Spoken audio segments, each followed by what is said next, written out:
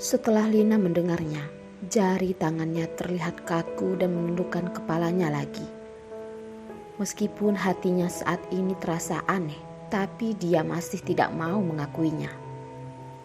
Terkadang, pria ini bisa ngomong sesuatu yang tidak masuk akal. Tapi terkadang juga perkataannya sangat masuk akal dan bisa dibilang lebih penuh perhatian.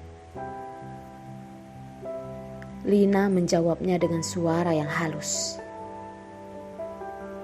"Terima kasih." Setelah makan malam berakhir, Lina mengira kalau Louis akan mengantarnya pulang ke rumah. Tapi Louis malah dengan sombong menatap Lina sambil berkata,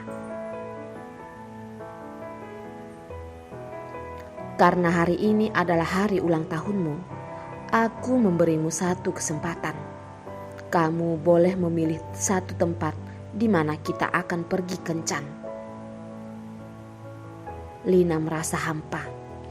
Sebenarnya, dia tidak ingin pergi kencan lagi.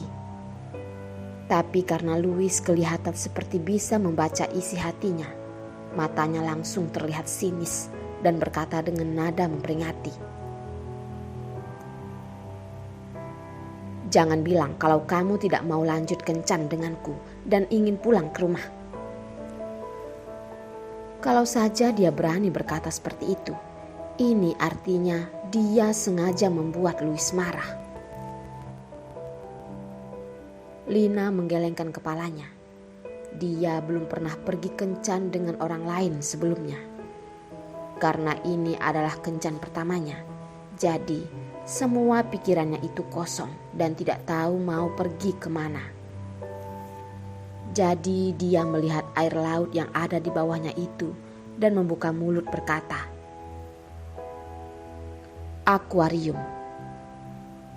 Setelah Lina mengatakannya, dia tanpa daya menundukkan kepalanya dan menyesali perkataannya untuk pergi ke tempat ini. Louis pasti bisa marah. Jam segini, akuarium pasti sudah tutup. Tapi dia malah bilang ingin pergi ke akuarium. Sekali dengar, pasti sudah tahu kalau dia asal berbicara. Dan ternyata Louis mengerutkan alis matanya. "Kamu beneran suka ke sana?" Ternyata apa yang ada di pikiran semua wanita itu sama. Kalau bukan suka laut, ya pasti suka akuarium juga.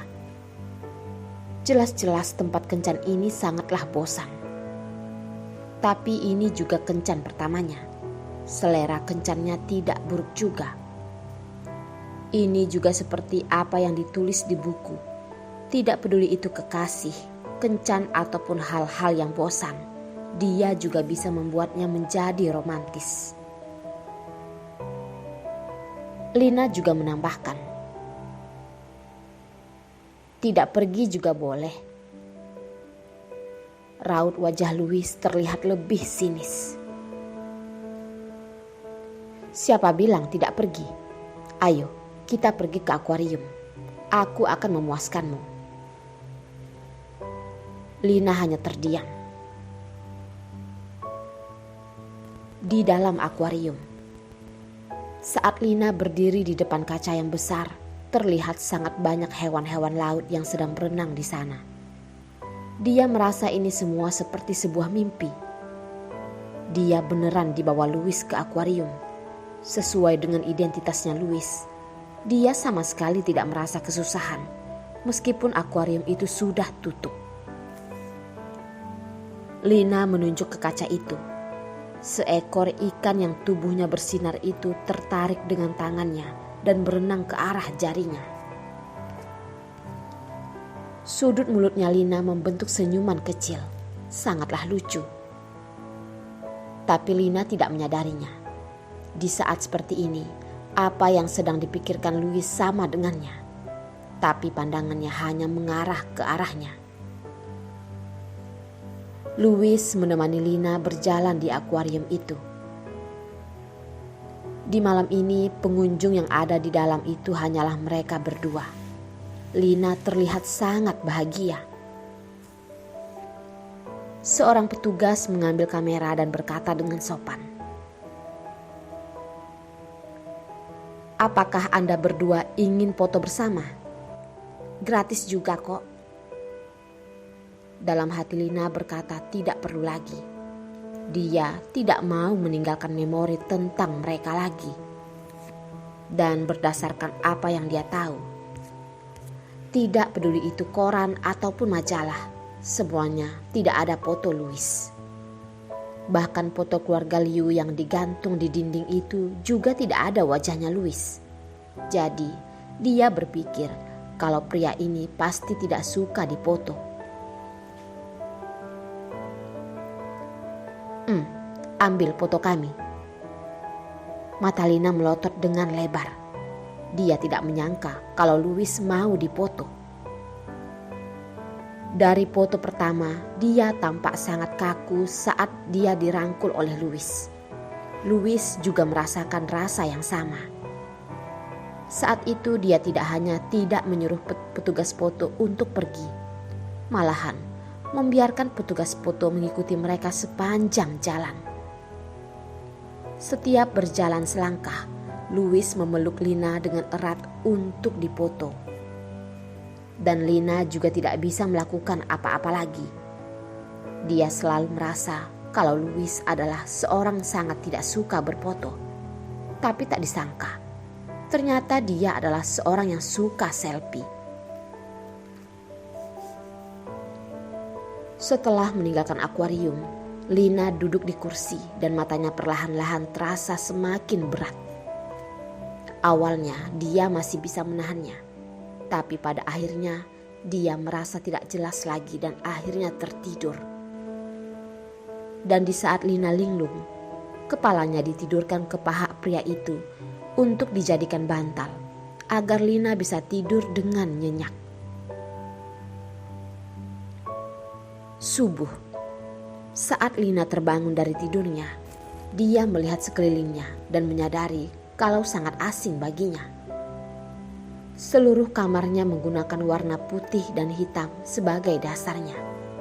Semua perabotan juga terlihat sederhana, tapi desainnya sangat terampil.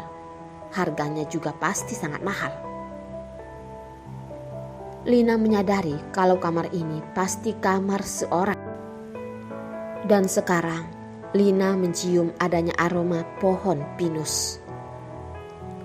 Lina mulai merasa terkejut dan memikirkan kalau kamar ini seharusnya bukan kamarnya Louis. Lina mengingat kembali kejadian semalam. Semalam setelah pulang dari akuarium, dia duduk di mobil bagian belakang, kemudian merasa ngantuk. Dia pasti tertidur di sana. Lina langsung bangun dengan tergesa-gesa. Dia melihat di atas ranjang itu ada sepotong baju wanita. Dia langsung tahu kalau ini pasti dipersiapkan untuknya. Saat Lina pergi mandi, dia melihat semua peralatan yang tersusun itu adalah peralatan pria. Yang membuatnya terkejut adalah adanya beberapa peralatan mandi wanita yang masih baru, belum terpakai sama sekali. Setelah Lina melihat ini semua, hatinya sudah tahu kalau semua peralatan mandi ini dipersiapkan saat dia datang ke sini. Sedangkan peralatan mandi pria itu terlihat sudah dipakai dalam jangka waktu tertentu. Lina melihat cermin. Dia melihat wajahnya kemerahan di cermin itu. Di dalam pikiran Lina tiba-tiba terlintas sebuah kata. Tinggal bersama. Lina membuka keran air dan mencuci wajahnya dengan air dingin. Dia melakukan itu untuk mendinginkan isi kepalanya yang panas itu. Apa sih yang dipikirkan di kepalanya itu? Setelah Lina mandi dan membuka pintu, dia melihat adanya seorang nenek berdiri di depan pintu. Lina tergesa-gesa dan menganggukkan kepalanya dan menyapanya dengan sopan. Apa kabar? Tapi nadanya itu terdengar sangat gugup. Nenek itu tersenyum dan berkata, Nona, jangan terlalu sungkan. Kalau kamu melihat tinggi diriku, kamu boleh memanggilku Bibi Septi. Aku di sini hanya ingin membersihkan kamar, memasak nasi untuk tuan muda, dan menjaga orang yang ada di kamar.